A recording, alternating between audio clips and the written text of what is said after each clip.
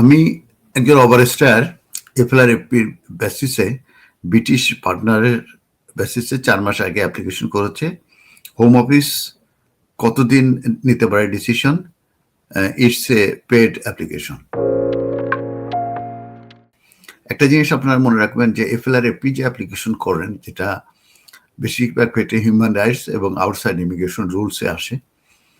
আবার British partner থাকলে সেটা রুলসের মাধ্যমে EX1 এর মাধ্যমে এসে থাকে, এবং এখানে article 8 of the European convention human rights সেটা কিন্তু জড়িত। তো আপনি অ্যাপ্লিকেশনটা করেছেন 6 মাস আগে।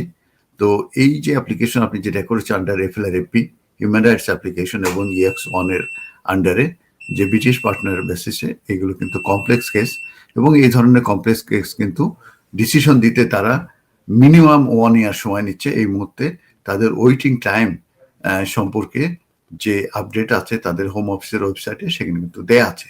অতএব 1 বছরের আগে কিন্তু আপনি হোম অফিসের ডিসিশন পাবেন না, সেক্ষেত্রে 1.5 বছরও লেগে যেতে পারে।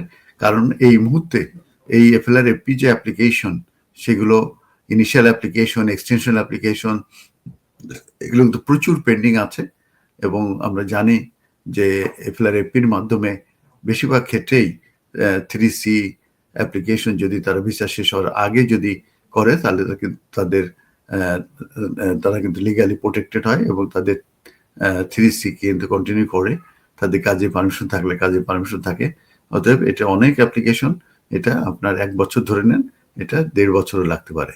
ধন্যবাদ।